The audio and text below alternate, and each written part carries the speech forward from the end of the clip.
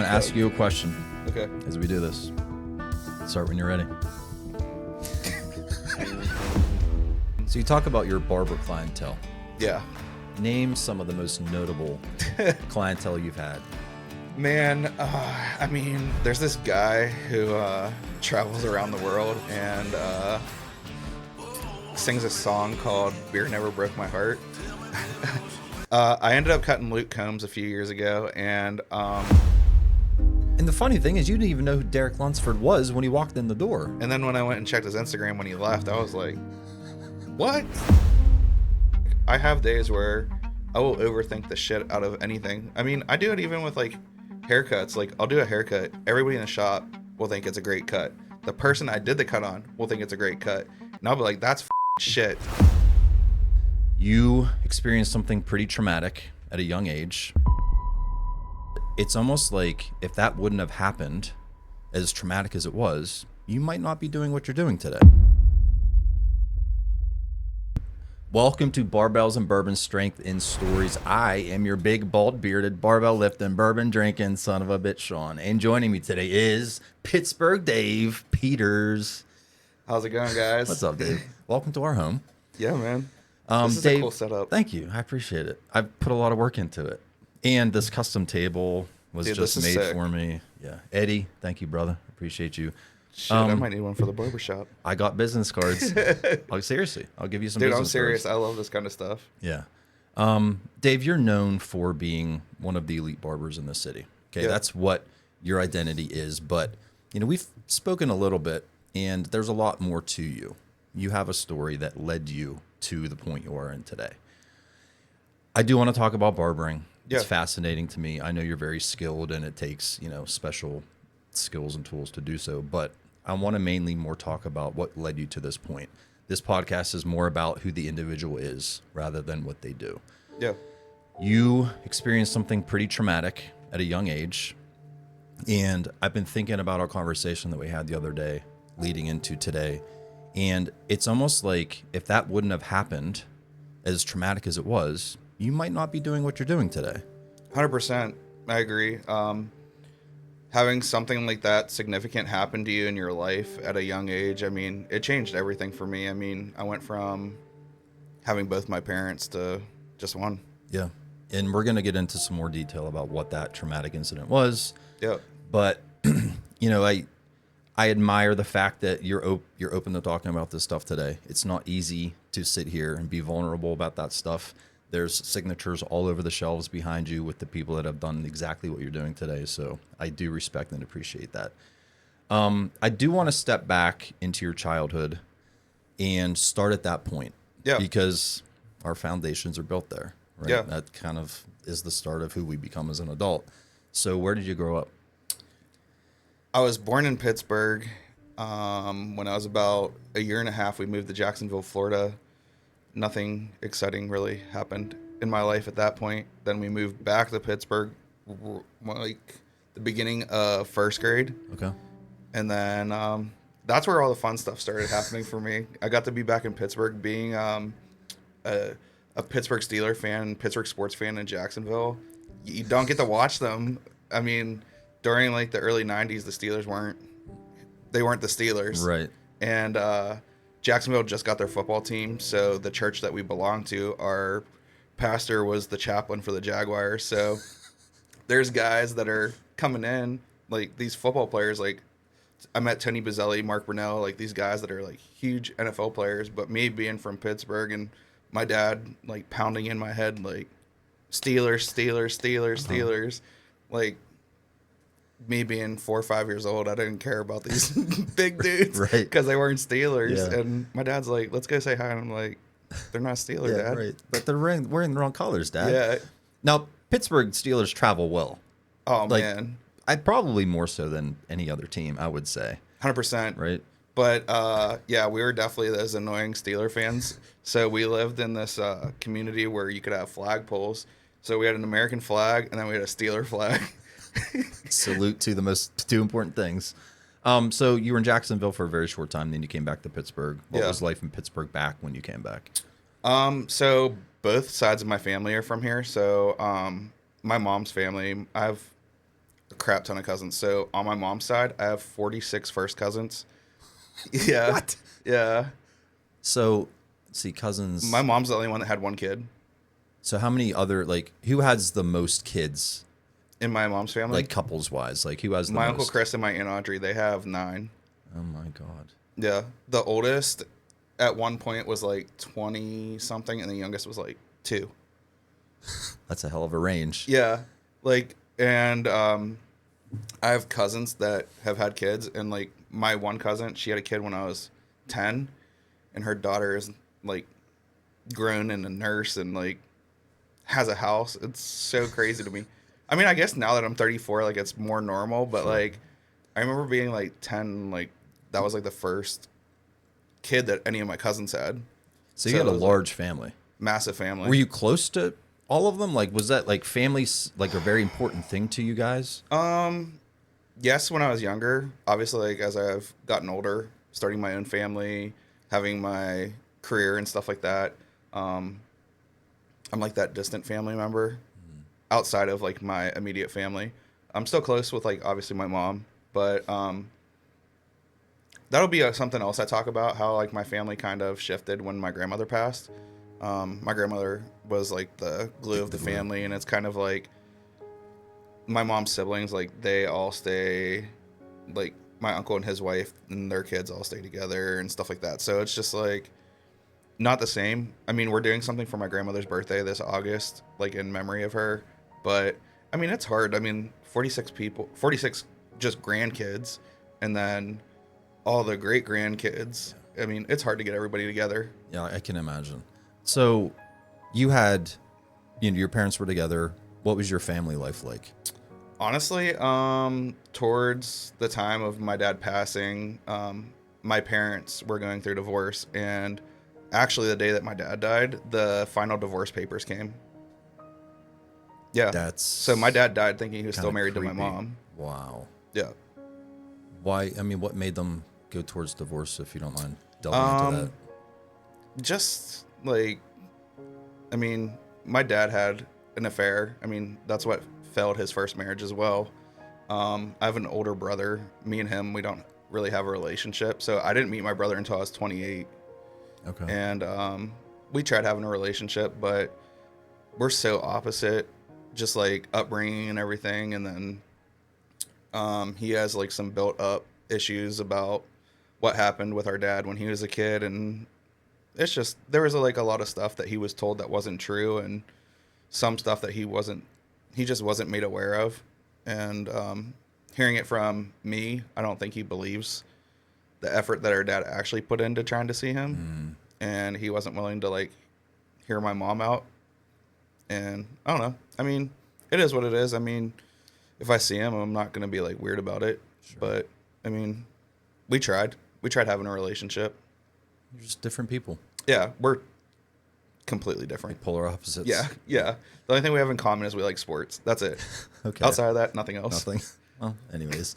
Do you have any other siblings? No, just my brother. Okay. Brother from another mother. Yeah. I didn't want to go there, but why Dad not? joke. Right. So school. What was school like for you, man?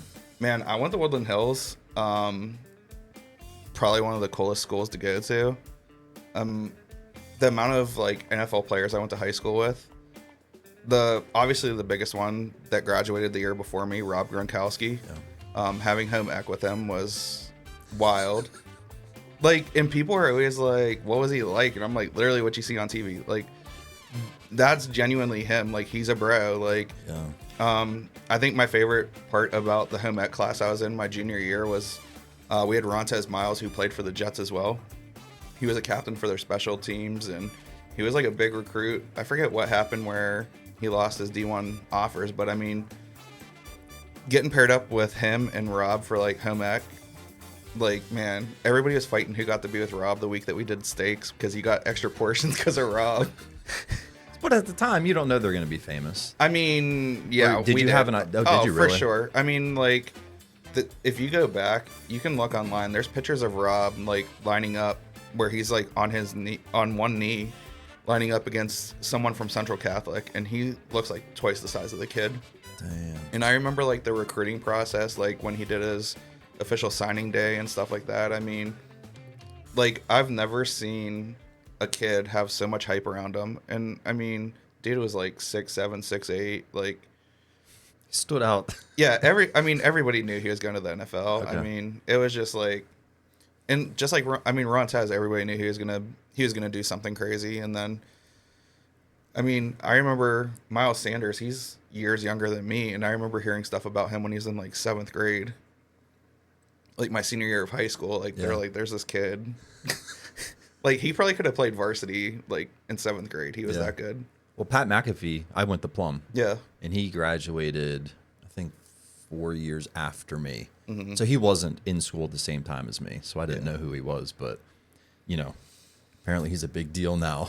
Dude, I love Pat McAfee. Like, if you ever come to the barber shop between noon and 2 o'clock, Monday through Friday, You got it on? Pat McAfee's on. I've asked him to come on the show. Dude. Being that he's a Plum guy, Yeah. he didn't see my message. No response. Not surprised. I tried. Maybe one day I can be on Pat McAfee's show. Yeah. Or maybe Pat can be on mine. Hey, that would be sick. If you know someone that knows Pat McAfee, come on, do me a favor, please. I mean, can you imagine? Dude, that would... I mean, if you think about it... All right, this is probably going to upset a lot of people, what I'm about to say. But I genuinely think Pat McAfee is bigger than Mac Miller, Wiz Khalifa, and Mr. Rogers. Those are the 3 most famous people from Pittsburgh. I guess Dan Marino, too. Yeah. But, like, if you think about what Pat McAfee has done with his podcast, getting that deal with ESPN, the deal with WWE, and he's still collecting money from YouTube. Yeah. Like, Brett, I don't think there's anyone making more money than Pat McAfee. And he's very generous with his money. Yeah. He gives back to the community all the time. And then the thing with College Game Day where he, like... Gives away for the kick. Yeah. Yeah. Yeah. It is pretty incredible. Very humble. I want to do one of the kicks. Do you think you'd, Pitt, West make Virginia. it? Man, I definitely don't want to be that guy that says it looks easy, but I definitely have tried a couple times down at the Pitt facility. How'd you do? Not good. Not good. It looks a lot easier. Yeah. Okay, so school, you obviously went to school with some now very famous people. You knew that they were going to grow up being famous. Did you have a lot of friends in school? Man, I was the quiet, weird kid. Not weird kid, just like the quiet kid. Like, I kept to myself. So, like, because of, I think, honestly, like, that traumatic experience that I had that we're going to talk about later, it kind of really had an effect on me for a long time because, like, I never was able to fully get past it because, like, I was the kind of person I would just kind of push things off and not really deal with it. And I would use it as, like, a crutch a lot as a kid. Like, act up in school. Okay. And I would be like, oh, my dad died when I was a kid. Or whatever. Like, You really wouldn't let people in, huh? no. I mean, I had 2 people that I was, like, really close with. This guy, Devon, he was the best man at my wedding. We've been best friends for, man, almost 30 years now. Like, I mean, we became friends, I think it was the year after my dad passed. So, yeah, I mean, I'm the kind of person, like, if I do if I do let someone in, like, I'm one of those friends that I care a lot and deeply, and, like, I'm the kind of person that I would go above and beyond to help you out. You're the ride or die friend. Yeah. So you only had very few, very close friends that you trusted. Yeah. So we've been beating around the bush a little bit about, your dad passing. Can you kind of walk me through that day or kind of what led up to that? Yeah, so the night before my dad passed, my dad was working overnight security at PNC Park. It's the January before the park opens. I talked to my dad the night before. He was like, I'll see you this weekend. I had a science fair thing at the school the following day, and I just remember the last thing I said was, I love you, good night. And then my dad ended up dying overnight that night, but my mom didn't want to tell me because of the science project that I was presenting the next day, and went to school. Normal day at school. I lived 2 blocks from the school I was going to at the time, so I was walking home, and I'll never forget. Every day I would always look to see if like my mom's car is parked right in front of the house because we had on-street parking. We didn't have like a driveway. And I'm walking and I like peek and I see that my mom's car's there. And then I see that my grandmother's car is there. And I see that my aunt's car is there. And then I see that my dad's sister's car is there. Well, obviously I know what's going on with my parents at the time, them going through divorce. I mean, my aunt and my grandmother and everybody had a decent relationship with my mom, all things aside with the divorce. And, but seeing my mom's mother there and my mom's sister, I knew something happened. So I go inside and everybody's crying and I'm like, who died? Because that was my first thought. I thought it was either my other grandmother or I thought it was my grandfather or I don't know. I don't know who I thought it was. And when they told me to sit down, I sat down. We had this big blue recliner that my dad used to always sit in. And I just remember I sat in the recliner and my mom comes over and I don't remember exactly how she worded it, but that's when they told me that my dad passed. And that feeling is like something that I'll never forget, that feeling. So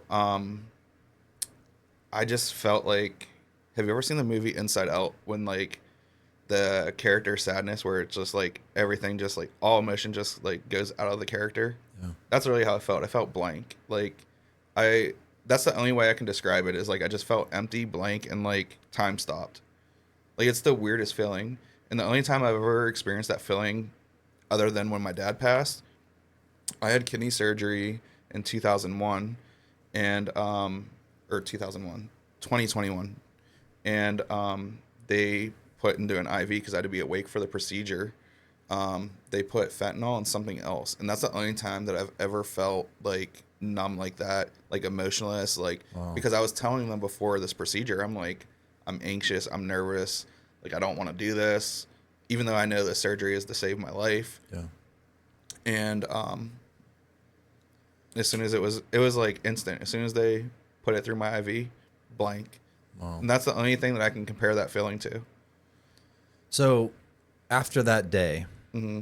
you told me when we talked earlier that you lost that male role model in your life. Yeah. Like the one that I felt like I could look up to. And like that's no knock at like my mom's brothers. Most of my mom's siblings lived out of state. I had one uncle that lived here, and I love my Uncle Chris to death, but And I hate to say this cliche term, but everything happens for a reason. 100%. If your dad wouldn't have passed, maybe you wouldn't, like I said earlier, maybe you wouldn't be where you are today. Yeah, I agree. I feel like everything that's happened to me, whether it's been that or other people that I've lost, whether it's been through death or just relationships ending, friendships ending, losing connection to friends. I feel like everything kind of shapes everybody. Like, I don't. The mindset that I kind of adopted recently is nothing's ever a loss. It's a lesson. It's either you win or it's a lesson. Yeah. And it's only a lesson if you take whatever negative happened and apply it in a way that's gonna help you. Exactly. Now, it's also forming resilience too. Yeah. Right. 100%. I think the more punches you take, the tougher you become. Mm-hmm. There's people out there that really haven't dealt with any trauma in life. And my dad, admittedly, he watches every episode. What's up, Dad? I love you. After every episode he watches, he'll send me a text being like, man, my life was really easy. I had it really easy. I was cushy, blah, blah, blah. Because he's never dealt with not even like a fraction of what all of my guests deal with. So, but yeah. I mean, I feel like everybody eventually deals with some sort of loss or some sort of adversity. And another thing is, like, I never compare, like, my adversity to someone else. Because, I mean, I used to when I was younger. Like, someone would be like, oh, this happened. Like, my life's so shit. And I'm like, my dad died. Yeah, like, bro, don't even start with me. Yeah, but, like, I mean, you don't know. That might have been the worst thing that's ever happened to them. You don't know what their, like, trauma level is from whatever happened. Absolutely. Yeah, your level 10 trauma could be someone else's level 2 or vice versa. Yeah. Right? Yeah. Okay, you lost your dad. Mm-hmm. How did that transform you as a person, as in, guess maybe resenting life or hating life, or why did this happen to me? So when it first happened, I just remember like questioning God, questioning my faith, because like I grew up Roman Catholic, I was an altar server, like CCD, all that stuff, and I just remember like the first thing I thought, like, why would God do this to a kid? Yeah. Like, and my family's very, very religious. Like, my grandmother would when she was alive, would go to church 7 days a week, morning mass, Monday through Friday. Like, I mean, when I say my family is religious, and like, I definitely thought that my family was going to be upset with me questioning our faith, questioning God, questioning if there even was God. So you openly questioned it. Oh yeah, yeah. I Okay. mean, like, we were very close with our priest, Father Costello, that was at Madonna del Castella in Swissvale, and I mean, my grandmother's one of her best friends is a priest as well, Father Tom, and both of them throughout my like early teens till probably I graduated high school. Anytime I had like any kind of like faith belief issues, would sit down and talk to me, and I feel like that was something that I needed because I mean, obviously, like, I never fully addressed what happened with my dad dying. I mean, I kind of grieved, and then I kind of just shoved everything away. Didn't really try to understand much other than what caused my dad's death. And then, Which was what? I didn't ask you this yet. my dad had a massive heart attack. So my dad, typical, like, drinking, smoking, like 3 packs a day, like 6, 7 beers a day, like just not taking care of himself. My dad also didn't go to the doctor, the dentist, stuff like that. So, I mean, there's so many things that contributed to it. And obviously, being a kid, like, I mean, I didn't like that my dad smoked, and I'd always be like, you should quit smoking, you should do this, you should do that. And After this happens mm-hmm. with your dad, how does your childhood change? I know, like, me as a person changing, because of my dad passing. I feel like that's when I became like the overthinker that I am. So I'm 100%, I'll admit, I've struggled with mental health stuff, like in relationships. So like with my wife, with my ex who I had a kid with, like I was the person that needed to seek validation from them. Like I needed to hear that I was loved. I needed to hear that I was appreciated. I needed to hear stuff like that because I'm such an overthinker. Like, say, like, we have a conversation, like, me and my wife, and I, like, the conversation, she's just like, okay, instead of, like, giving me, like, an actual response. Like, oh, that's a good idea, Dave. Yeah, then I'm like, all right, what's wrong? Yeah. Like, or, like, my wife will be, I don't know, sitting with the dog or something, and like I'll like look over whether I'm finishing like a Zoom call with like the brand I'm with, or like I'm finishing playing video games with my friend, and I'll just look at her and I'm like, "What's wrong?" And she's like, "Nothing." And like sometimes she'll just like get so frustrated, but she like now she understands because like we've had a conversation about why I do it. Because she's like, "Why do you do this?" And once we had the conversation, she's understanding of why I do it. It's not that I think that something's wrong or that I feel like I did something wrong. It's I'm making sure that she's okay because I want her to be happy. Dude. And it's like I overthink things, and I do it with my friends. Like I do it with my friends, like whether it's close friends or like people that I'm building a friendship with. Like not that I'm gonna be like, what's wrong, but like I just like overanalyze shit. Like I'll like you could like text me something and I'm like are they mad? Like, yeah. I can't, like, you, like, messages, unless it's a voice memo, you cannot tell no emotion the tone. Yeah. You can't tell the tone. And me, I'm the kind of person, I'll read it 3 different ways. I'll read it that you're pissed, that you're happy, or that you're confused. Like, I'm that person. But, like, I definitely do contribute to that because, like, when my dad passed, like, obviously then I started worrying about my mom. So, like, then I become this freaking like attached child. Like I remember like my mom would go in like another room. I would follow her. I mean, this is when I'm 10. I'm not like a teenager doing this, but like get the fuck away from yeah. me. Yeah. Dude, my mom did say that a few times. Like she would like go into the kitchen and start making dinner. I would go in there. She's like, go fucking play like on your video games or like go do something. But like me, I'm like, I don't know what my thought process was, but like I was just always worried about my mom. And then like the overthinking is definitely a big thing for me. And then also just like I used to be like this careless kid. Like I would just do like all kinds of crazy shit up until like prior to like this all happening. So like just dumb reckless shit with my friends. And then it became like the overthinking stuff. It's like, oh, is this a good idea? So like I kind of was like stepping on my own childhood by like being this way because I'm thinking so deep about something so stupid and small. Yeah. Like I remember before my dad dying, like I would get on a roller coaster, not think fucking twice. Then I'm like looking at it, I'm like, well, fuck, that's a wooden roller coaster. That and bolt's if there's rusty. too many fat people on this, wow, this could go south. That sounds exhausting. Yeah, and dude, I still, to this day, like not to that extent, but like to this day, I still like I have days where I will overthink the shit out of anything. I mean, I do it even with like haircuts. Like I'll do a haircut, everybody in the shop will think it's a great cut. The person I did the cut on will think it's a great cut, and I'll be like, that's fucking shit.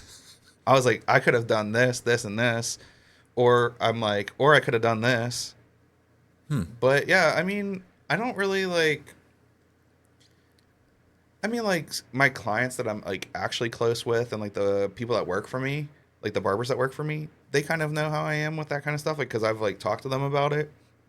But I mean, it's not something I'm gonna go post on social media. Like, yo, I'm an overthinker, and I overanalyze everything that you've ever said to me. Come see me for a haircut. Come to see me for a haircut. Sounds fun, doesn't it? Yeah, but yeah, I mean, that's basically how my childhood was. I mean, I will say I did have a very loving family, both sides. My mom's side, my dad's side. After my dad passed, my mom and grandma, my grandma and my aunt on my dad's side. Then my mom had like a weird like incident at my dad's funeral. I mean, obviously emotions high, the divorce, all that stuff. But at the end of the day, my mom was able to be a bigger person and still allow me to have that relationship with my dad's family. And my grandmother, it's pretty cool to say my grandmother is 99 years old, still alive. And damn. Impressive, man. My grandmother is the amount of shit she's gone through, losing her husband in 1974, losing my dad, the health stuff that she's gone through recently. My grandmother is a crazy strong woman. And out of high school, where does your life go? Out of high school, I worked a bunch of jobs. Like, so still that whole not really grown up, became a man kind of thing, like still kind of stuck in like that teenage mindset. So like I'd get a job, and then I'd get bored, and then I'd go get another job, then I get bored, go get another job, and then finally one of my uncles was like, all right, you gotta figure shit out. So I applied to the Carpenters Union and got in as a floor cover. I did that for a few years. I hated it, but it was good money. I was good at it. What did you hate about it? Where do I start? How sore I would wake up every freaking day. 'Cause you're on your hands and knees all the time. Yeah, and then like with these jobs, like you're not a consistent 9 to 5. Like you're Monday you could be on overnights. The following week you could be on early mornings. You could be middle of the day. It's basically whenever they need you. So like when we were doing the floors at Presby Hospital, like redoing them, we were doing like 10 at night till 6 in the morning probably like 5, because we'd have to set up plastic containment, tear it down at the end of the day. And we would do it when the doctor's office and the hospitals were closed because... For obvious reasons. Yeah. So But then like then after that job was done, they sent me to the U.S. Steel Towers because we were redoing a whole floor up there. Well, that they want you there freaking 5 a.m. and you're working until 1 in the afternoon, which sounds great, but then you don't want to do shit when you leave. Yeah. And then like trying to have a relationship, trying to be a dad, and you're just like everywhere. Like you're stretched so thin and you have no energy. And then also like just like if you don't show up to the union meetings and stuff like that, like people look at you weird. People view you as not being bought in on the whole union mentality. Like you're a traitor. Yeah, kind of. like dude, I don't want to go to a fucking meeting about the price of materials. I don't care because I'm still installing them regardless. Yeah. Like it doesn't have any. Doesn't change your job at all. Yeah, it doesn't affect my pay. It doesn't affect anything. So, I just remember the one day like I was like complaining to my friend, and I'm like, man, I don't know what the fuck to do. Like I was like, I make really good money, but I hate it. I want to be more present for my daughter. Me and my wife started dating at this time. Obviously, I want to spend time with the girl that I'm seeing. So he was like, oh, I don't know, bro. Great advice. Great advice, Devon. Yeah. But I remember then I like went and talked to Amber, who's my wife, and she's like, well, what do you really want to do? And like, is there anything you want to do when you're younger? And I remember when I was with my daughter's mom, I at one point brought up like barbering, and she was like, that's not a real job. I remember like she shot it down really quick, and honestly, I wish I would have done it back then because I would have saved like $13,000 on going to barber school. It was only $7,000 back then, and I ended up spending 20. But anyways, regardless, from that point, I was like, you know what? Yeah, that sounds like a good idea. So the one day, like I'm the kind of person I used to be like, oh yeah, I'll go do it, and I really just keep putting it off. Well, I always say like either my dad, God, whatever, like somebody intervenes and stuff, like keeps you from going somewhere, and it puts you on a different route, different path. And the one day there was a car accident when I was coming home from work. So it was the week that we had training at the Carpenters Training Center. So every like quarter you would go to the Carpenters Training Center for a week. You'd collect unemployment for the week while you're there training.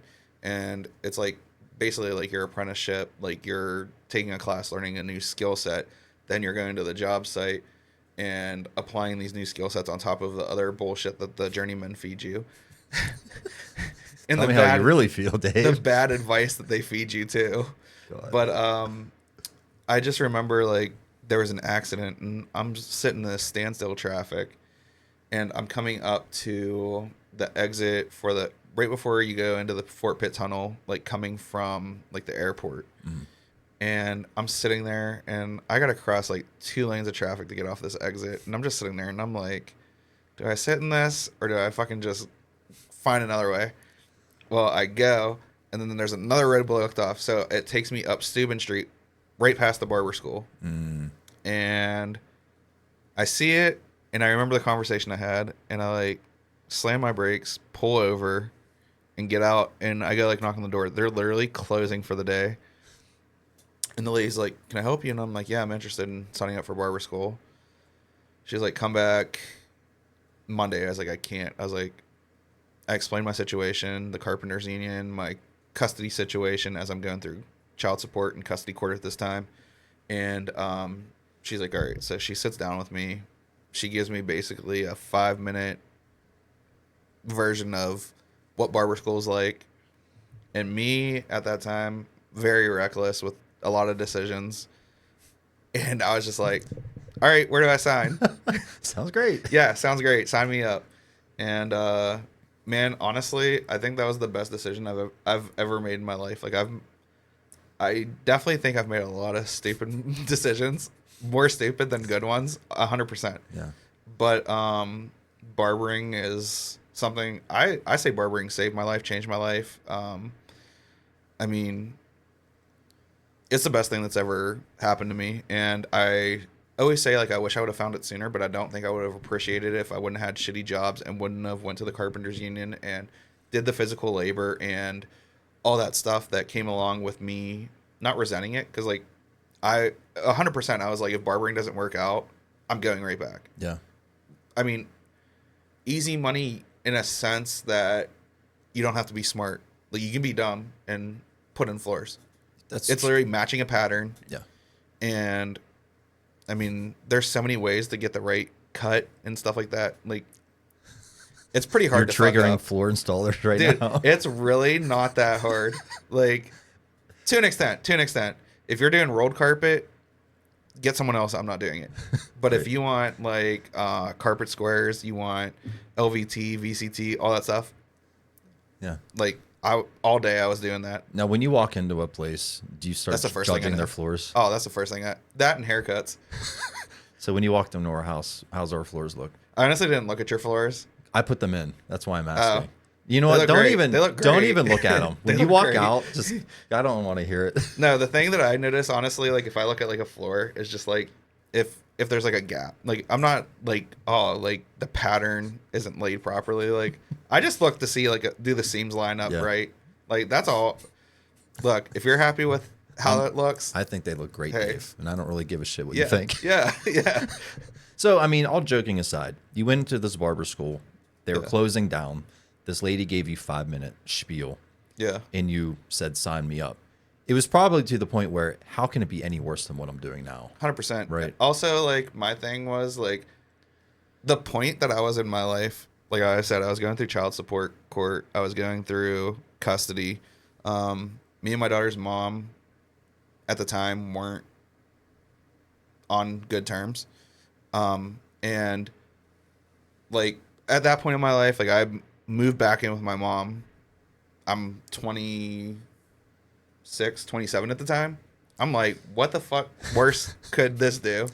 I have worse, but continue. Yeah. I'm just like, what, like, where else can this go other than up at this point? Yeah. And I will say, like, going through all that, and then going to barber school, like, my one instructor, Mr. Lamont, he went through custody, child support stuff. So, like, the one day I literally was on the verge of, like, freaking the fuck out, and he, like, pulled me aside. It was, like, 9 a.m. before class even started. He could just see it on my face. And he was like, do you need to talk? And I'm not an emotional person, ever. Like, I'm never... Like, I'm not the kind of person that's just going to start... Like, I rarely cry. Yeah. And not that I cried. Like, I just, like... Frustration. Like, I was just so frustrated and didn't know what to do because I've never been through this situation. I didn't know how to handle it. Like... I during the whole process of going through it, like, I was trying to be the person that's like, hey, like, let's work together. And rightfully so, my daughter's mom didn't care for me, didn't like me because of things that I've done in the past and the way that I treated her. But at the same point, like, I was at a point where I was just like, I just want things to be easy on everybody. And thankfully now, like, her and my wife get along. Like, I'm around her 2 kids that she has with her boyfriend and, like, with my daughter's stepdad. And, like, everything is... Civil. Yeah, it's great now. And, but like I said, rightfully so, like, she felt a certain way. And during that time, I mean, I probably would have dragged my ass the same way she did and did the route that she went because, I mean, during that time, I was like, oh, I don't need to pay child support. I don't need to do this. I don't need to do that. I'm in my kid's life. And, yeah, I mean, I think that was like one of the moments that helped me grow as a person. But like having an instructor like that genuinely cared and like pulled me aside. It wasn't like about barbering at that time. It was about being there for another man that's going through something and being like, hey, everything's going to work out. Like, it seems like the worst thing right now. He was like, in 2 weeks, you'll be fine. Yeah. So, honestly, barbering has given me a lot of people like that. Like, some of my best friends I've met through Instagram, different mentorships, going to barber expos. The people that I work for, Chris Bossio and Barber Josh OP, like, those 2 guys have changed my life significantly, and being able to work for them is also mind-blowing to me. Yeah. But back to the barber school stuff. So my barber class was wild. So we had like 6 people, I want to say, when I started. One guy dropped out of barber school like 2 weeks in. As soon as I gave the straight razor, he was like, "Yeah, I'm out." Just like terrified. Yeah. He went and like got a CDL or something. Okay. And then we had a girl that went to cosmetology school that became a barber as well. So she got her dual license, and she still does hair. Brandon and Christian, they were actually in my wedding. Brandon's family owns a barbershop on the south side, and then Christian works at Comrades in Irwin. Those were the 2 that like stuck through barber school. Bailey, who was the crossover, she finished. I think she only had to do like 600 hours or something. It was like 600 or 650. And then we had Candace, who was like an older lady. I think she finished. I don't know. I just know like me, Christian, and Brandon were like the main ones that were there the whole time. And so 6 is a small class size, right? I mean, I don't know anything yeah, about 6 barber is school. small, but then like when it got down to just the 3 of us, I mean, like, so the first like 13 weeks you're in the classroom like learning the actual skills, and then the second 13 weeks you're on the floor all day just cutting hair and fucking people up. That's why haircuts are $7. Okay, But yeah, so we would get the most reps out of anybody because there's only 3 of us on the floor. So like, it was like a sign up sheet. You sign like this waiver saying like, you know, this service is being done by a student. you may leave without an ear. Yeah. Like, yeah, I mean, thank God nothing too bad ever happened. Yeah. Like nothing that was like not fixable. Okay. But man, barber school was never boring. Like, I mean, 3 guys in their 20s, like, and there's a bar next door to the barber school. Oh, God. So I'll never forget. I want to say it was like towards the end of barber school, or maybe it was. I want to say it was. No, it was Brandon's birthday. So Brandon's nickname in barber school was Patches because, and so he had this like real shitty beard and it had like a patch in it. And every time he would trim it, it was like the patch would just move somewhere else. So we called him Patches. Oh my God. And it was his birthday, and we went to this bar. It was called Bella Luna. And Brandon just walked in there, and he thought like being nice to the bartender was like they're gonna like get him like cheaper drinks. And like, you know how bartenders are like, "What do you want, hun?" He was like, "I'll take a shot of Hennessy Beautiful or something." Like, just like laying it on thick. Oh man. And then like the joke was like, so I hope none of these people still work at Bella Luna's because I'm gonna feel really bad saying this, but we would see these people that work there that were the cooks, and like they just looked like they were on something, like on some drugs. Like we'd see them out back. Like the one dude was like punching the light post outside, acting like he was training for like a fight. Like we would just sit in the barber school and just commentate. Shit you would commentate. say. Yeah. Like it was like an ESPN thing. Like we just commentate what was going on. And I mean, it was just like, I'll tell you what, Bella Luna does have some really good food, but like sometimes seeing the workers, you're like, I see what you tried to do there. You tried to like completely erase all the shit talking you did. Oh no, we did. We did. Food. They do have good food, but we 100% talked a lot of shit. Yeah.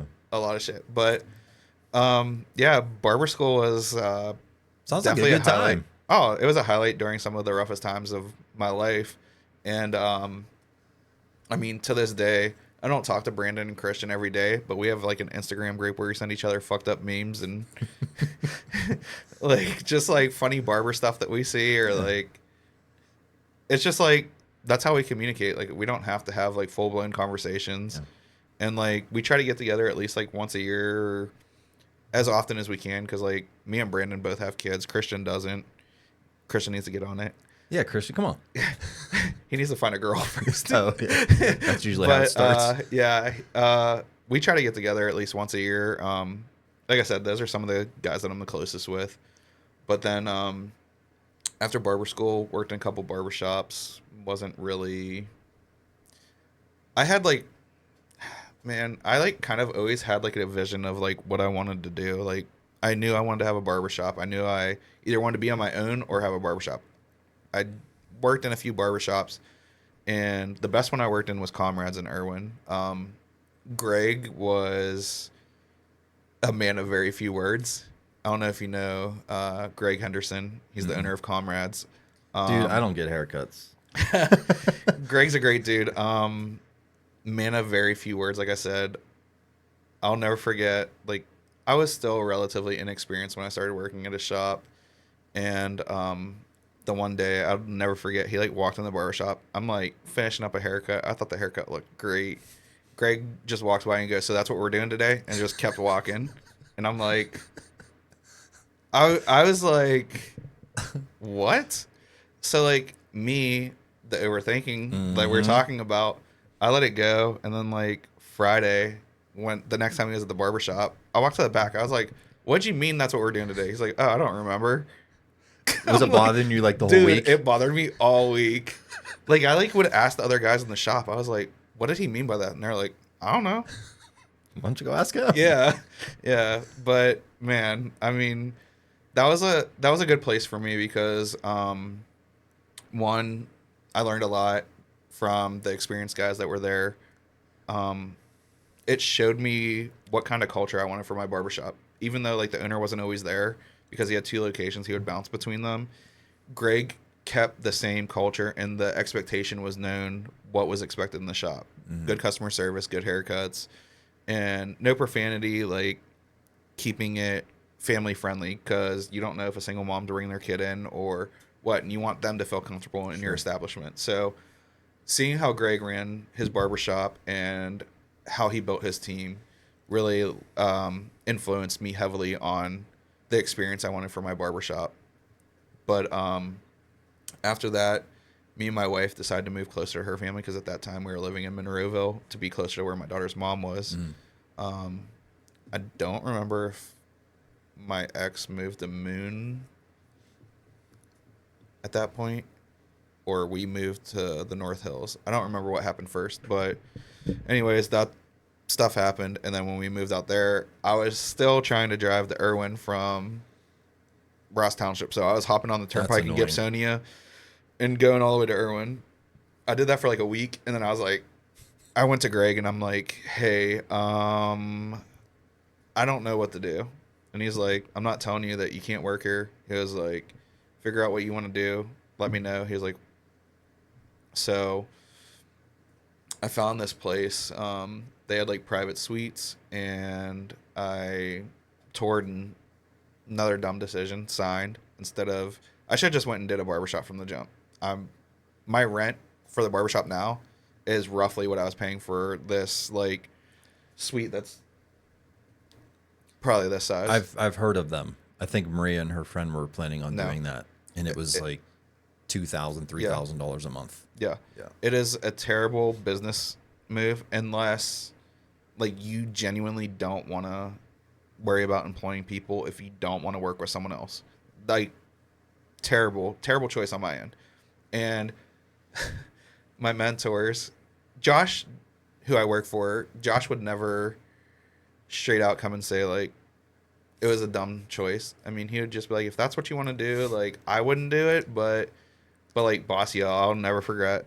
Like, so he would do like these live streams of like mentorship calls, and there's like this dude has crazy following, and like he was like, "Guys, share some wins," and I was like, "Oh, I like just got a suite," and he's like, "Why the fuck would you do that?" And I'm just like, bruh. But I mean, I get where he's coming from. Like at the time, I was like, man, he doesn't know what I want. He doesn't know what my goals are.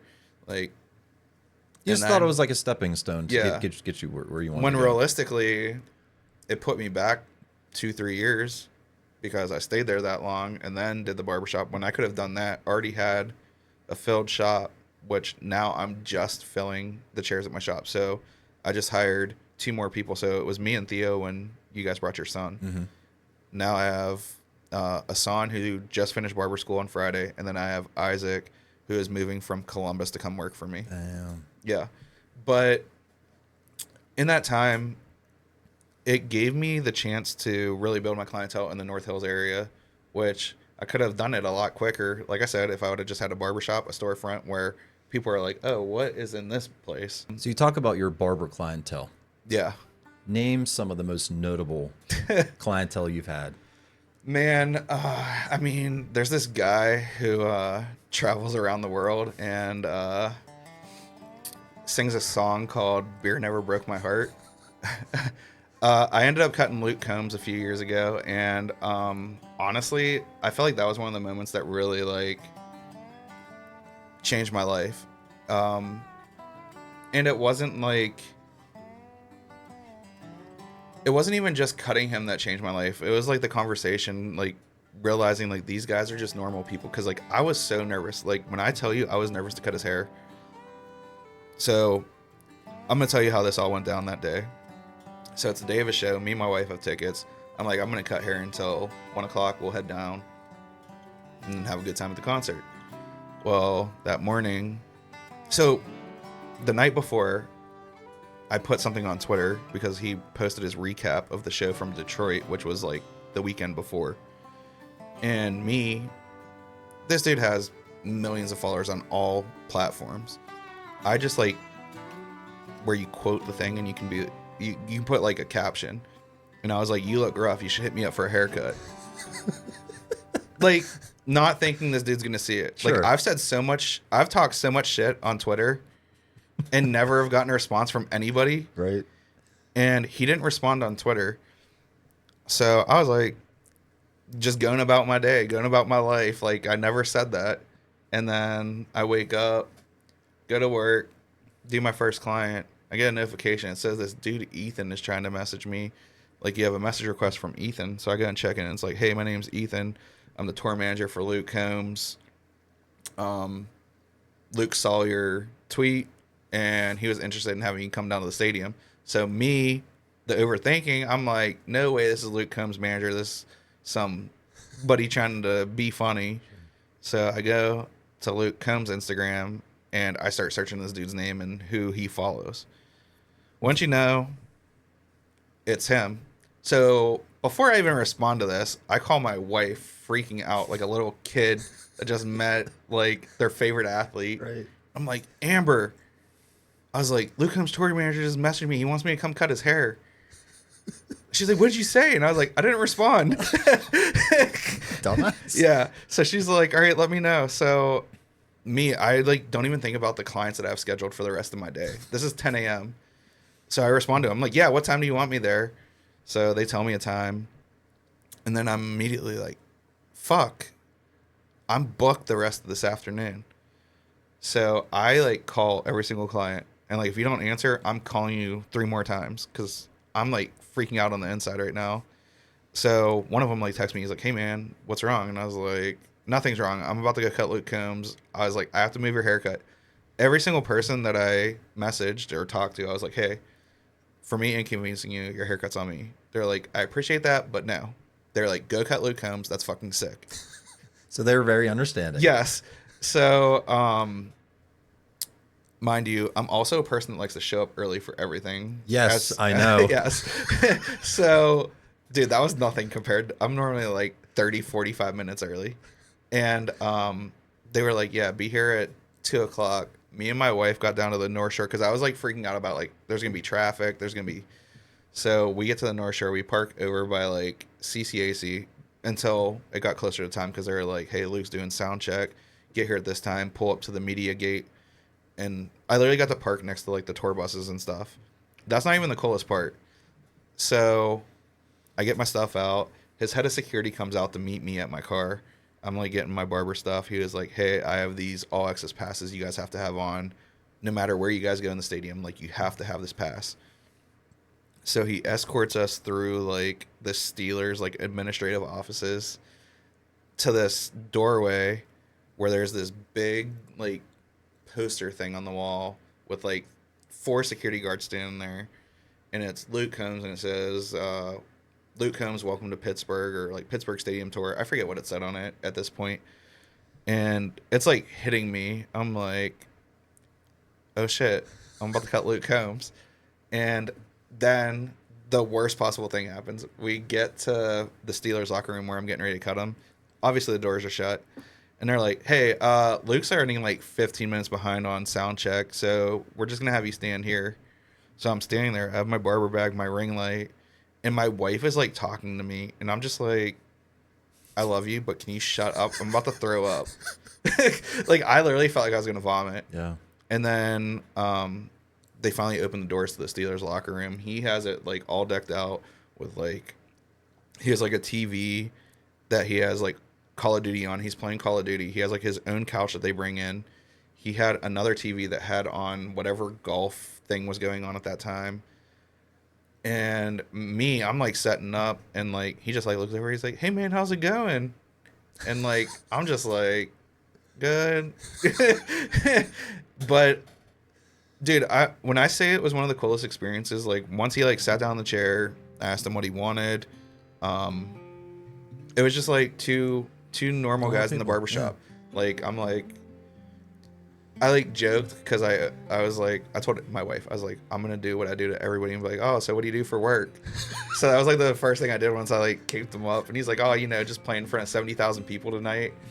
And I was like, well played. Yeah. So once we got that out of the way and like I broke the ice, which he actually said that was really great. Yeah. We talked about him being a dad, me being a dad. He included my wife in the conversations.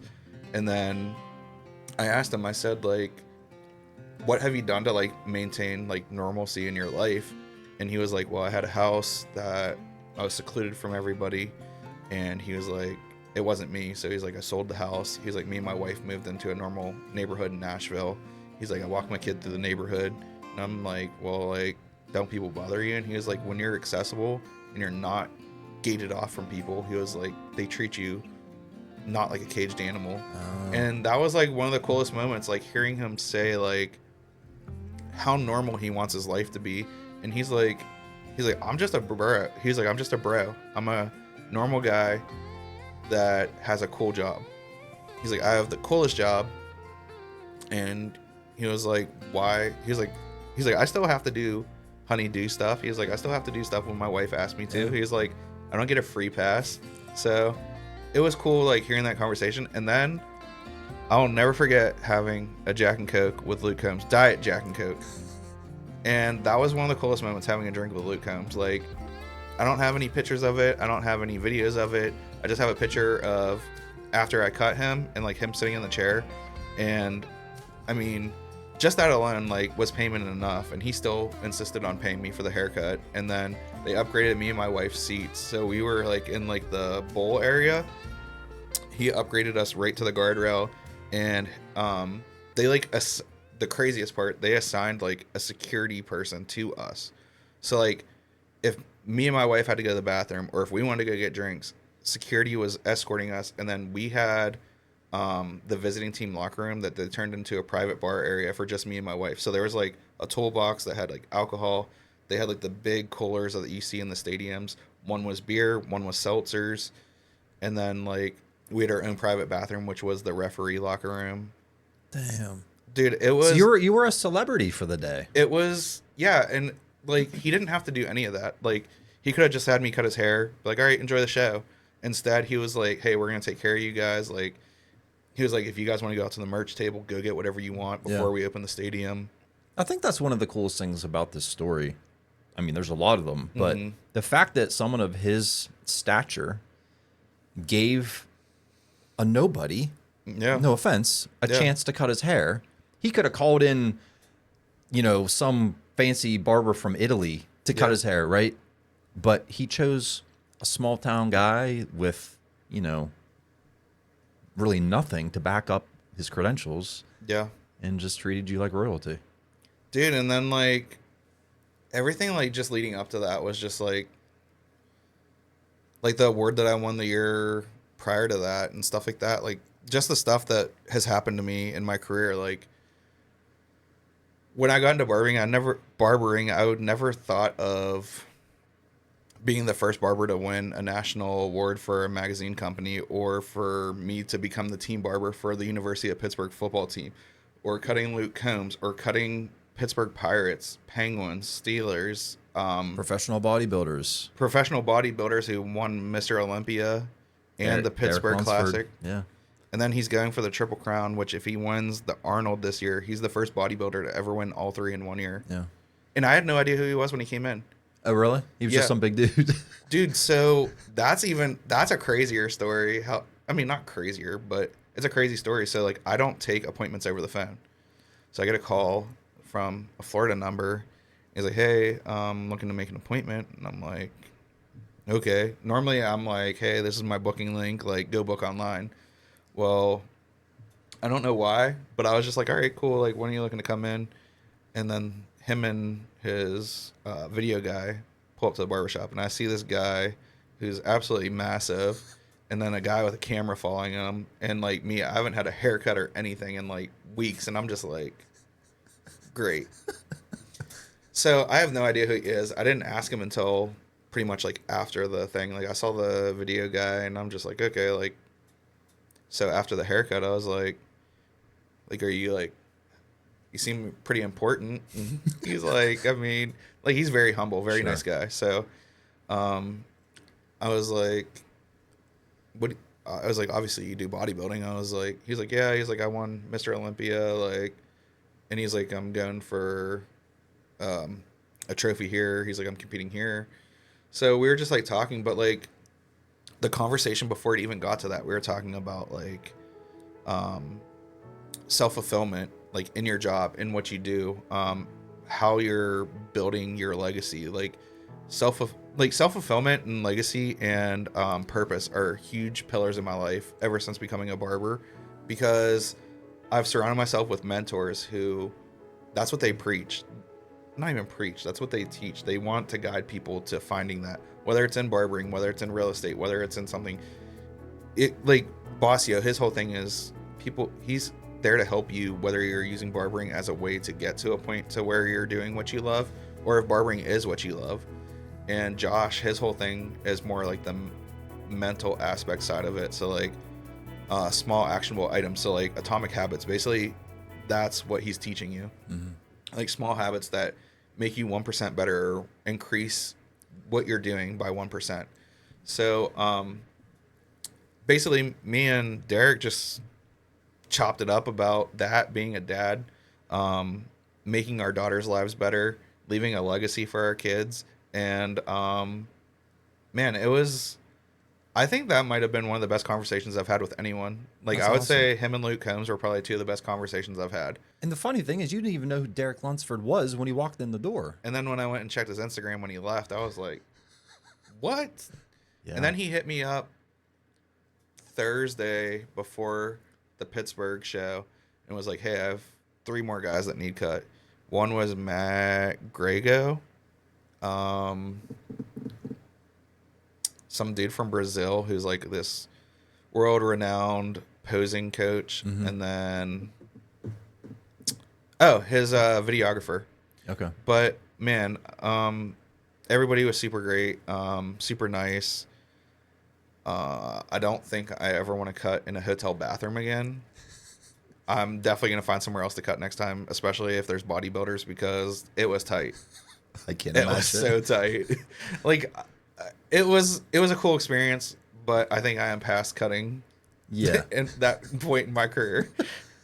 How humbling has all this been for you, Dave? Like, I get starstruck. Yeah. A little bit. It sounds like you do too. Like, how humbling has it been to... You didn't even really take baby steps to get to the top. You just went straight there. Yeah. It's definitely very humbling.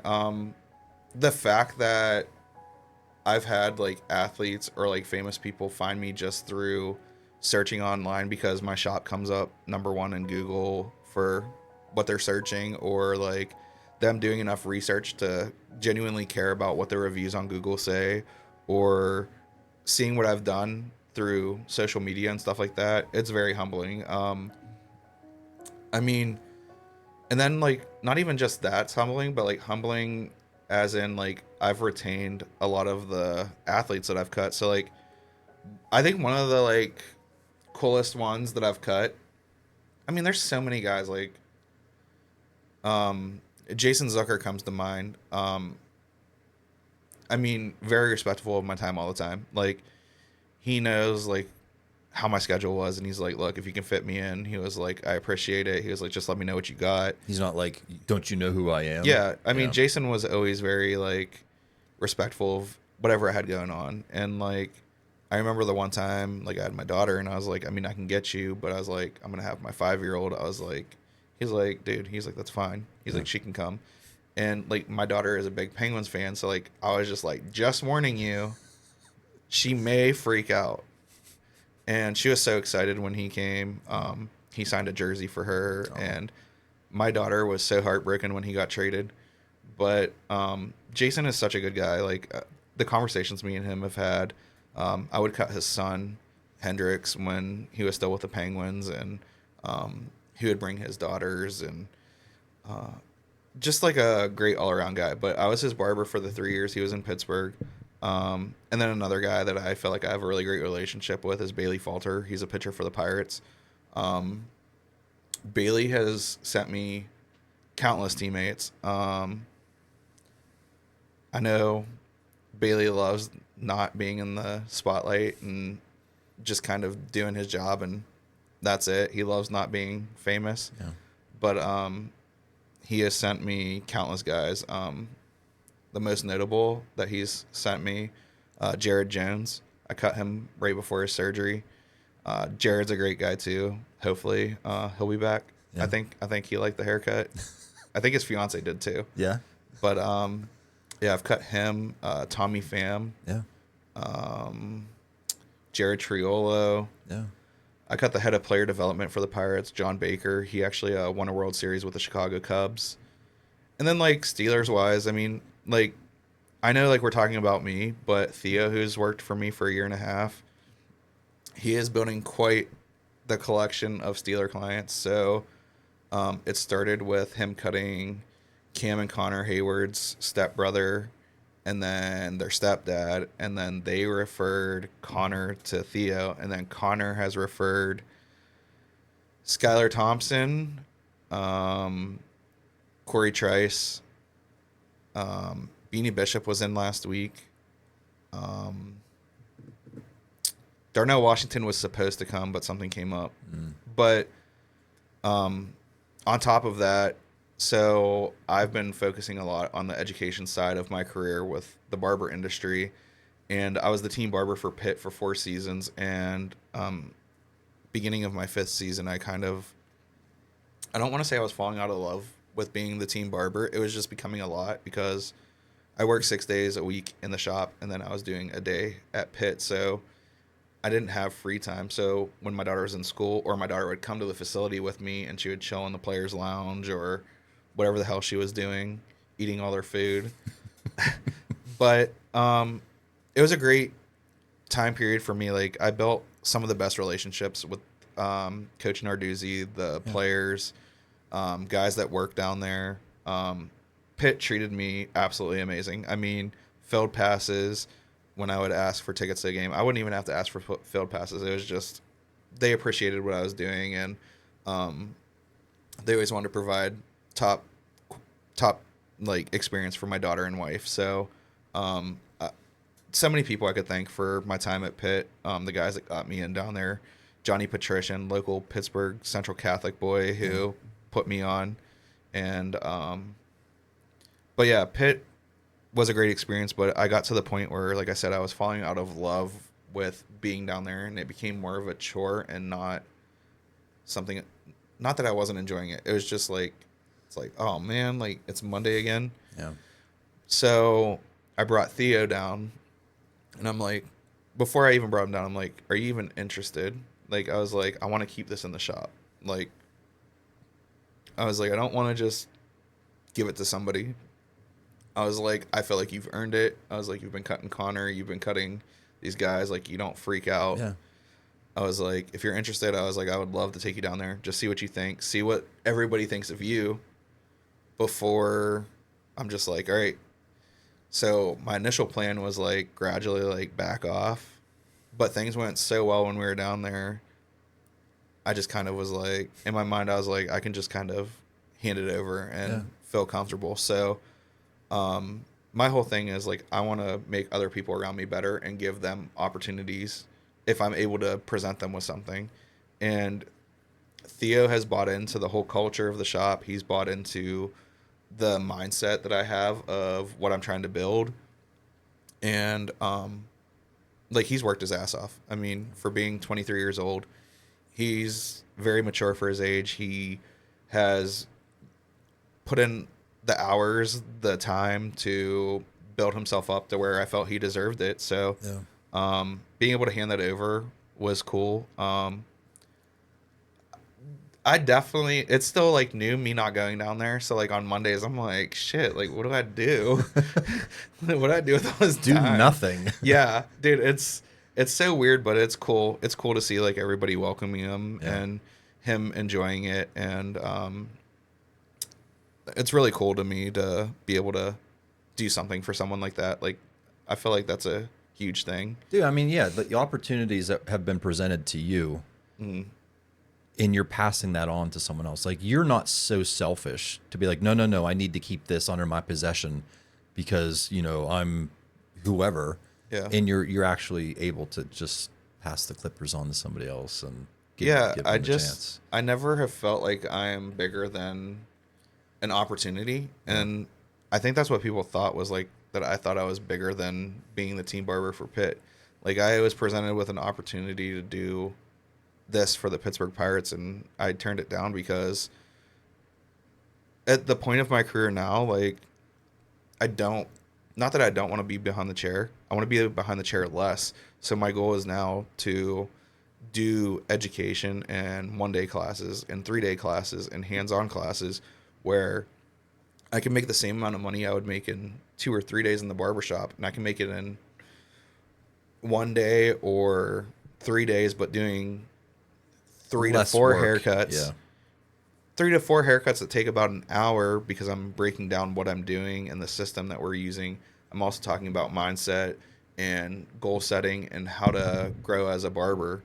So I feel like not that I have found my purpose, I have another purpose. I have a new purpose because it's crazy to think about, but like I've reached some of the goals that I've already wanted, but also I'm the kind of person, and I had this conversation. So there's this girl, Taylor, that I've been like recently mentoring because she's wanting to become a barber. She lives in Houston, and we connected through social media. We started following each other, and she told me how she wants to become a barber. She wants to do both, like hair, like women's hair and men's hair.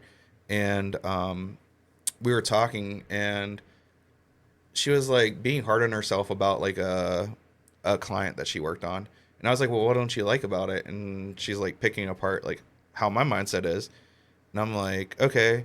And then like we start shifting about like what are her goals, and she's like, I feel like I haven't done anything. And I was like, no, that's not the case. The case is that you've done stuff, but as you are getting closer to the goal, your goals are changing because you're not taking the time to look back and see what you actually accomplished. Right. And that's the same thing that I do.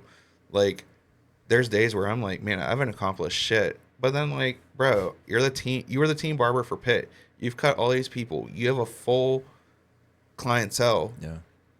Like, you're doing all this stuff. You're traveling and teaching. You're working for a brand that you like. I literally watched these 2 barbers that I work for when I was in barber school, and now I work for them. Like, that's nuts to me. Like, if I look back and like really look at what I've done, and like to think that like I'm not satisfied and there's more that I want to do, and like Josh pushes me. We have weekly meetings, and Josh is always pushing us, always giving us new things to think about. And then like the team that he's built, there's like 9 of us, I want to say, and we have like a group chat, and like we're posting in there, talking, we're pushing each other, and everybody is so welcoming, and nobody in the brand is bigger than the brand. Yeah. Like, there's some people that don't even know Josh is the owner of the brand. Like, we're at the CT Barber Expo, which is the world's largest barber expo, and we're coming out of a cigar shop, and they're like, oh, like, what do you guys do? And we're like talking about it, and this guy has no idea that Josh is the creator of this. And Josh is very humble, and he will not admit that he is as big as he is, but he just won Educator of the Decade at the Expo. At the Expo. Yeah, and Josh is so humble. He's like, he's definitely grateful for it, but like, Josh will never accept the compliments. He's that guy. Like, and he's very much the same way. Like, there's bigger things he wants to accomplish. Like, he wants to change the industry, and he is, and our team is all on board with it. And it's crazy to see like what can be accomplished when everybody's on the same mission. What's the name of the team? The DFS formula. So before, the team was Barber, Josh OP, but Josh wanted to be more focused on what he created and not himself. That's how like selfless he is. I mean, it's crazy. Like, this dude moves from the UK to the US because he had such a big like vision for what he wanted to do. And when he built the US team, I was actually one of the original like interns. So we're education interns. Me, Roland, Aldo, PJ, and Vince. And then he promoted Aldo and Roland, and I was still on the team kind of, but like not really. And I kind of went and did my own thing for a little bit, not in like conflict with them. Right. Like, I was still cool with everybody. It was just like they needed to move in a direction, and like Aldo and Roland are bilingual and are definitely a big value to the brand. So I 100% understood. And also like they were able to travel a lot more during that time and go and help and do stuff that I couldn't do at that time frame. And I'm not gonna lie, for like a month or so, I kind of was like, thought it was like personal or something, or thought like they didn't see a path for me. So I'm like, well, this isn't gonna stop me from educating. I'm gonna go and do my own thing. So I went and I was one of the 6 main educators at the 5-Star Beauty and Barber Expo in Austin, Texas last year. I taught at American Beauty Show, which is like one of the country's biggest like beauty industry shows. And then I also taught at, man, I feel really bad because it was a big show and I can't remember. It's okay. But basically, like, I went and did that stuff. Long story short, I end up at the Vegas Barber Expo just as an attendee, not looking to educate or anything, just going enjoy around, the moment, and had an alcoholic drink in my hand, just walking around. And I think Josh knew that I felt like a little awkward because of like the situation, because it was like never really addressed. Or maybe Josh just like truly believed what he needed to say something to me. I don't know what it was, but I will say that moment meant a lot to me because Josh pulled me aside. Like, he stepped away from a conversation he was having because he saw me walking like past the booth. And he was like, hey man, I've seen what you've been doing this year. He's like, you've been killing it. He was like, I promise, like, we have a vision for you. Like, we want you to be part of the team. And it was cool because like you could tell it was genuine. And Josh is like, we're gonna have a conversation. He's like, I promise we're gonna have a conversation soon. And Scott, who was then the director of education, I've known Scott for years. Scott calls me or Scott texts me and was like, hey, can you hop on a Zoom call? We were supposed to do it. We were supposed to meet at the expo, the following expo, and it just didn't happen. And then we hopped on a Zoom call like later that week, and Scott was like, we really want to bring you back on. He was like, Josh is really impressed with what you've done the past year. He was like, if you're interested, we can get everything set up. So they made like this whole like flyer thing to announce that I was like part of the team again. And nice. It means a lot because like you can ask Josh and all the people, like when I'm like with them, like I still have like that moment where I'm like, man, I can't believe I work with these guys. Yeah. Like I literally look at Josh at least once every expo and I'm like, I am the worst barber on this team. And he just laughs. Yeah. And I'm like, you obviously agree. And he's like, no. He was like, you say it all the time. He was like, you add value to our team. Like, I know I'm the guy that's like, I'm the one that's always on top of like, where are we going for dinner? Like, I'm that guy. Like mid expo, like there'll be like a break and I'll just go over to Josh and I'm like, hey, where's lunch? what are we doing for dinner? Yeah. Which restaurant are we going to? Oh man. But yeah, I'm that guy. I feel like that's like part of like who I am. Like I'm that guy. I want to like make the plans for us, or like at least figure out the plan so that we can have something going on. Because truly, Josh doesn't view us as a team. He views us as a family, and he says it all the time. Like he always is reiterating that it's not a team, it's a family, because we're all buying into this. This is a lifestyle. This is something that we're trying to move forward, and I'm very thankful for Josh. His wife Jess is awesome as well. If it wasn't for her, when we did the 5-day class in Tampa, I would have not ate during the class. Thankfully, she showed up with food. But Josh is very like, all right, we're doing this. Right. He's on top of stuff. Structured.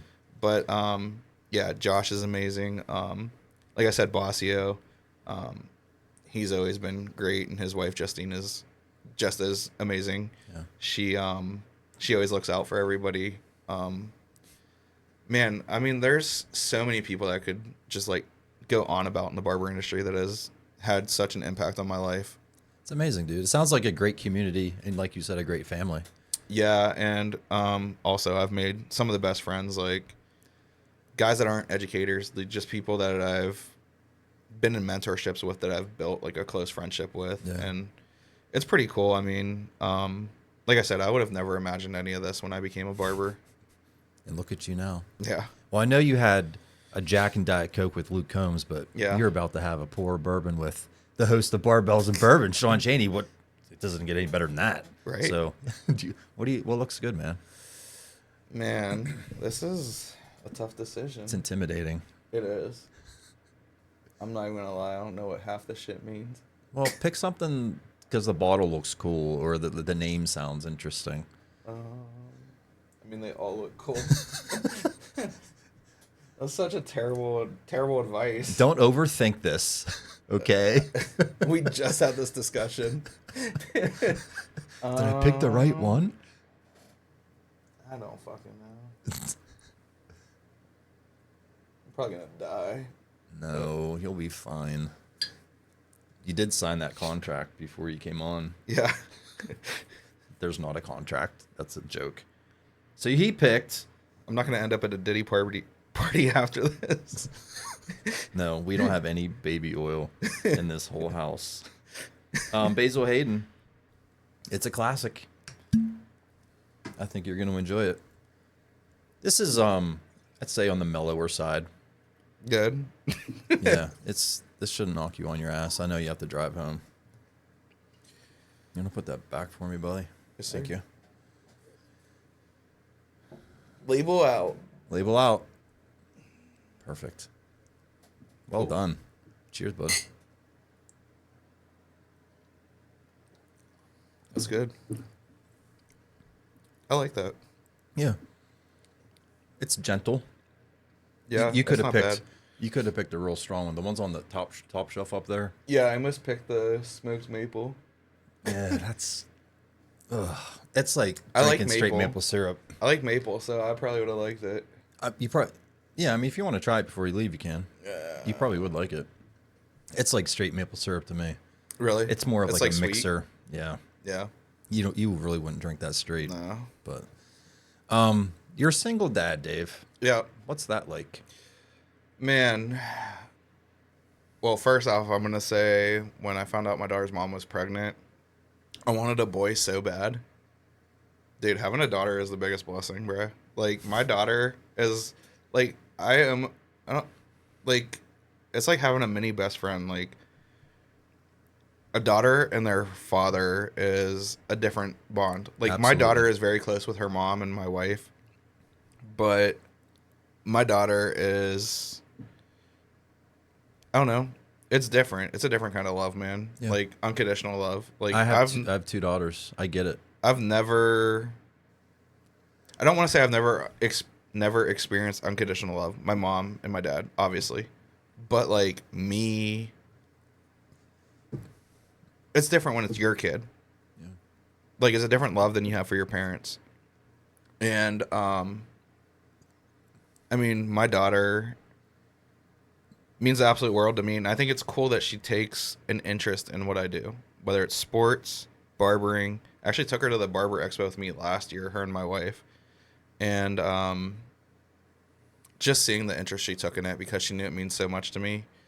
And she still says she wants to learn to cut hair. I've taught her how to section hair. That's about it.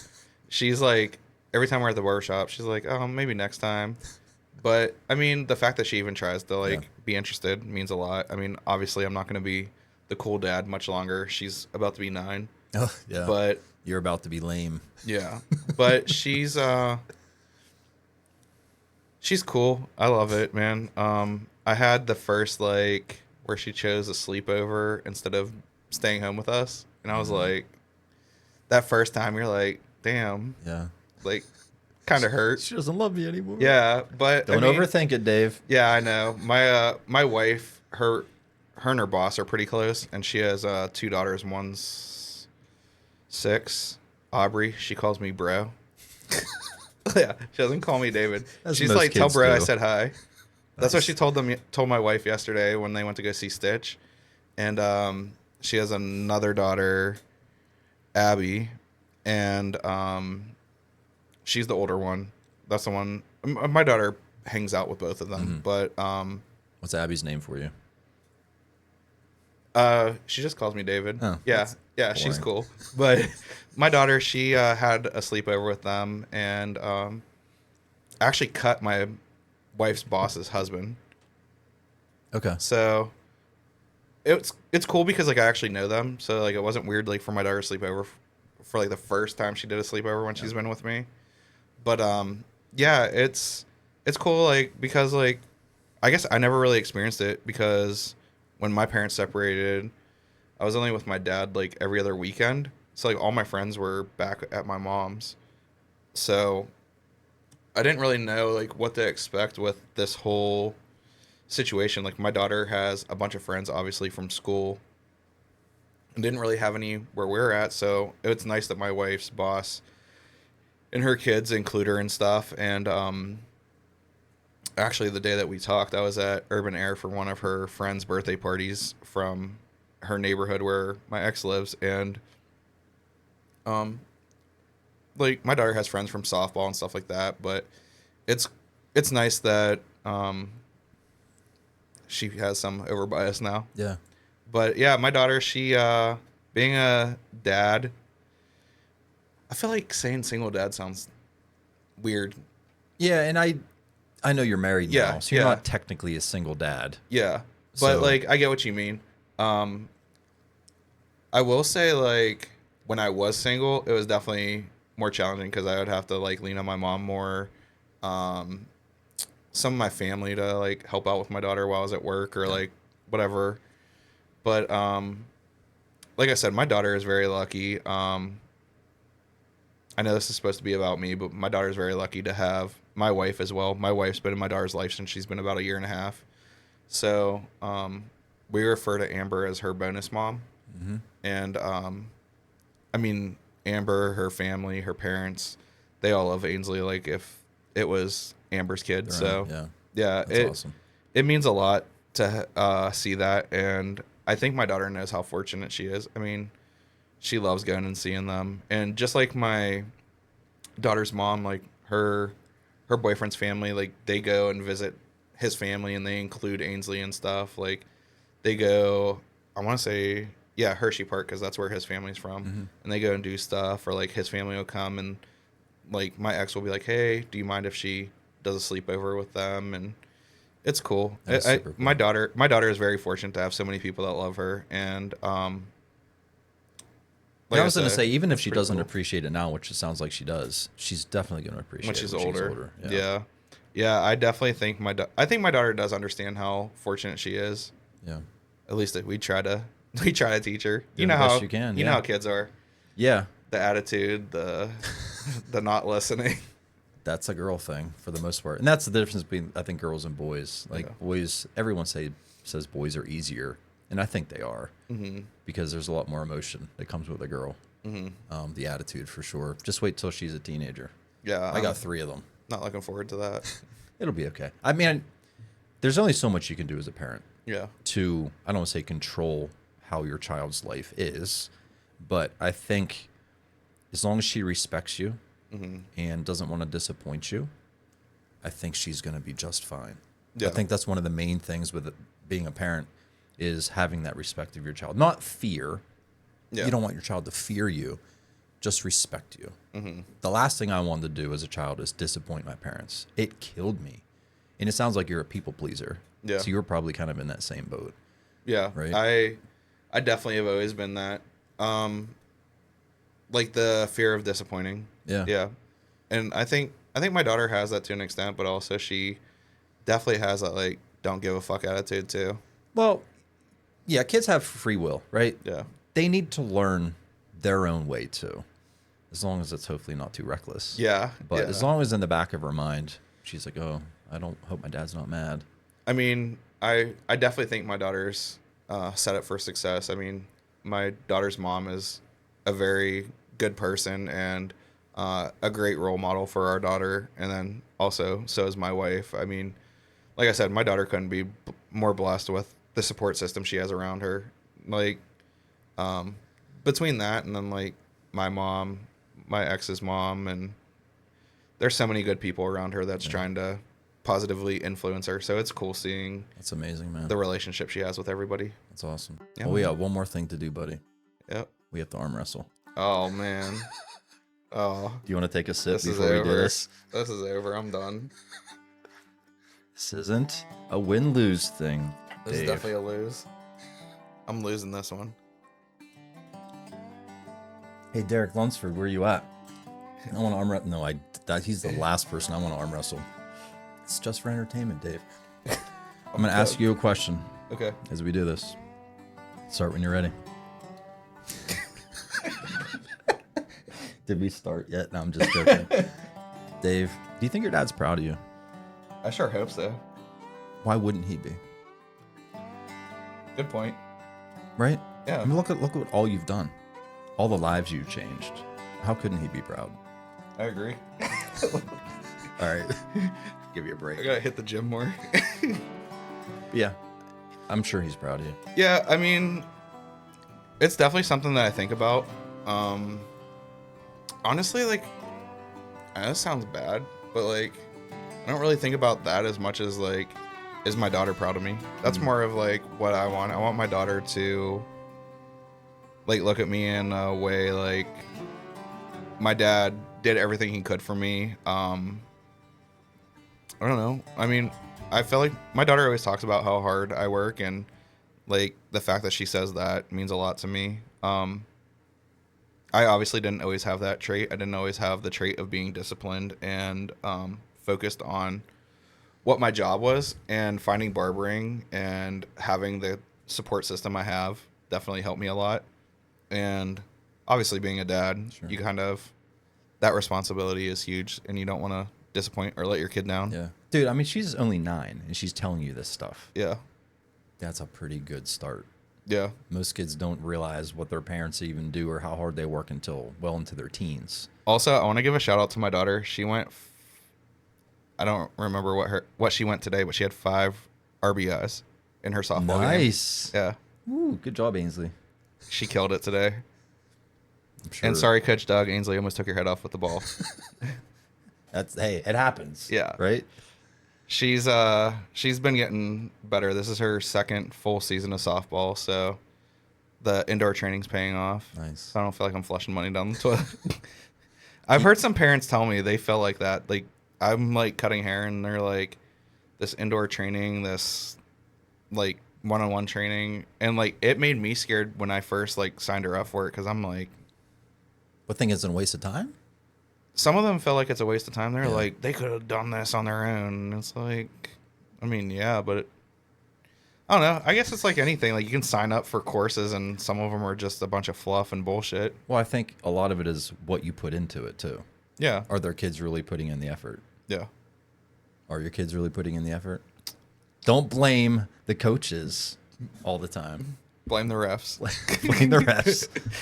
Dave, it's been awesome having you, man. Nice meeting you, man. Yeah, for sure. Watch one of these episodes.